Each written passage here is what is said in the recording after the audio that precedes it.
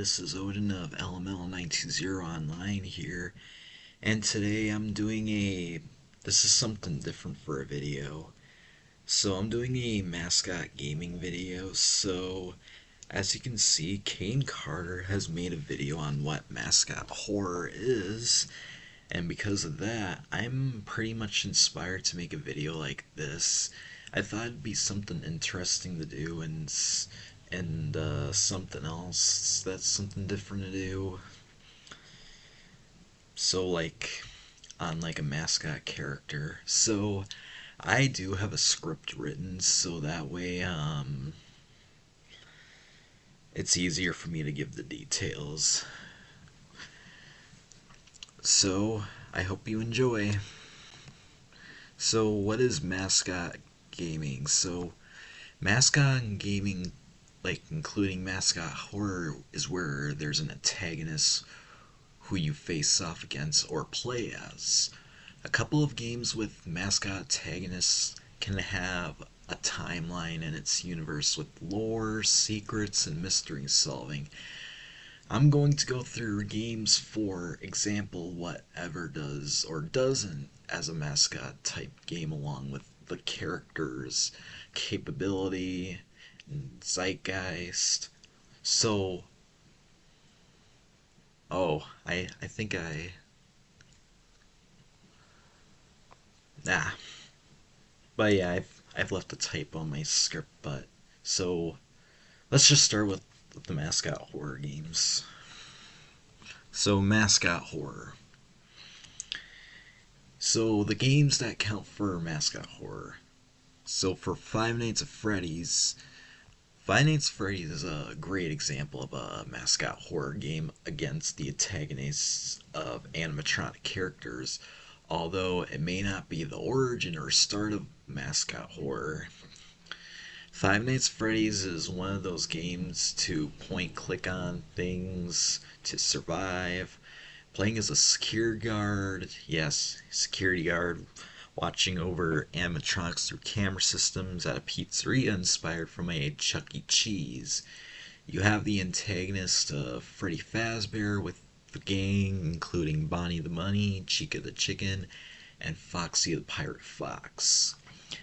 Each of those characters go after the night guard you play as, going room to room, reaching the office. In the first three games, sequels after Five Nights at Freddy's 2 can take place in different locations, have different lead characters, and have a player be something else other than a security guard. So, the FNAF games, for example, tend to take place in a horror attraction with Springtrap as the lead antagonist, a house where you play as a child, and pardon me while I'm reading through the script while I'm explaining, an underground pizzeria or bunker with a human-like character of Circus Baby as the lead, and a mall playing as the child. But the games can have different ways of surviving and watching over animatronics where you're doing tasks, while Sister Location can have a free roam feel. Security Breach is a bigger free roam game through that one of, or I mean, although that had a lot of mixed reception. Secret of the Mimic will be a free roam game as well, with a completely different lead character. The people in the FNAF universe that can be main characters are William Afton, Henry Emily, and Vanessa, aka Vanny. Vanny is another example of an antagonist you face for a mascot, obviously. You also have FNAF fan games with a bunch of mascot antagonists. The Five Nights at Freddy's clones that can be considered to be official mascot horror games are in the Fazbear Fanverse initiative, such as Five Nights Candies, Pop Goes, and the Joy of Creation, and One Night at Flumpty's. Then you have a VR game with an animatronic character called Duck Season, well, which is the title of the game, which can be considered to be a mascot horror game. Alright, and the next one we have Tattletale. Tattletale is one of those first person story driven mascot horror games to take the role of a caregiver of a Furby inspired pet toy called the baby talking Tattletale, who is the main protagonist for a mascot. While you open him up early for Christmas, you got to keep him quiet and out of trouble before Christmas. You are asked to be feed, brush, charge Tattletale, although lots of people find him to be an annoying little shit that pisses you off. The enemy mascot you got to keep quiet and hide from mostly is the mama Tattletale, who was abandoned. Tattletale is another big example of a mascot horror game. And the next one, Bendy. Bending the Ink Machine, along with the sequel, Bending the Dark Revival, is another considered mascot horror game based upon the old Steamboat Willie type Disney. The big mascot protagonist itself, known as Bending the Ink Machine, the Ink Demon, is a bigger enemy in the first game throughout the 5 chapters and turning out to be somewhat of a good guy in the sequel. While playing as Henry in the studio made out of ink, and Andre in both studio and city made of ink. Yeah. It's where you go exploring around to find secrets and clues and solving puzzles. You tend to face a lot of ink creatures for enemies. Other mascot antagonists to face for enemies are Alice Angel. I don't know why I said Alice Cooper. Yes, Alice Angel and the Butcher Gang. Others on your side are Boris the Wolf in Chapter 3 of the Ink Machine until abducted and transformed, along with Allison Angel and Tom the Wolf, who are the good guy clones. Some people in the game series that are villainous are Joey Drew himself, Wilson, and Sammy Lawrence. As for the game developed by Joey Drew Studios, that was released in one episode, which was once rushed, but then where the rest of the game got cancelled, which we know by Showdown Bandit. It's where you're playing as the mascot, who is a puppet in a western themed town, which is obviously like a puppet stage in a way, like Showdown Bandit is for sure considered to be a mascot horror game. And another one on the list, Poppy Playtime. Poppy Playtime is one of those big mascot horror games where you're exploring an abandoned toy factory after years of closing.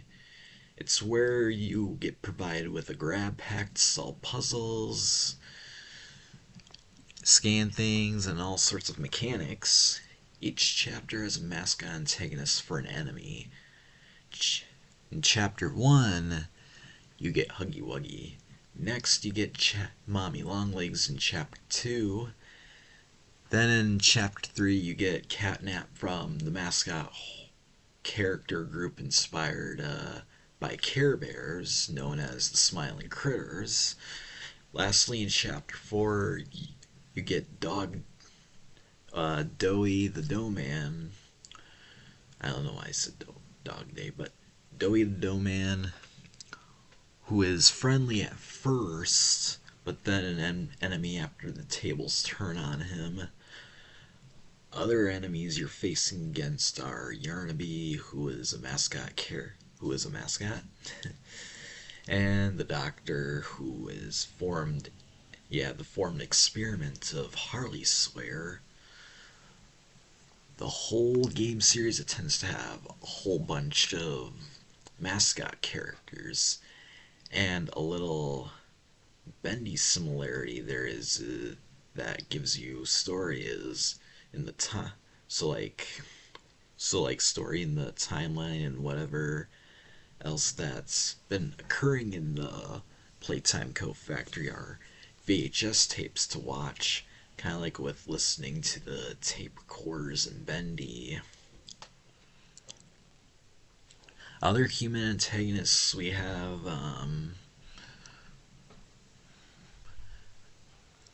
like besides Harley Sawyer, are Elliot Ludwig, the founder of Playtime Co.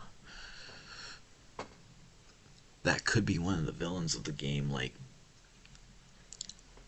Harley turning people and children into experiments.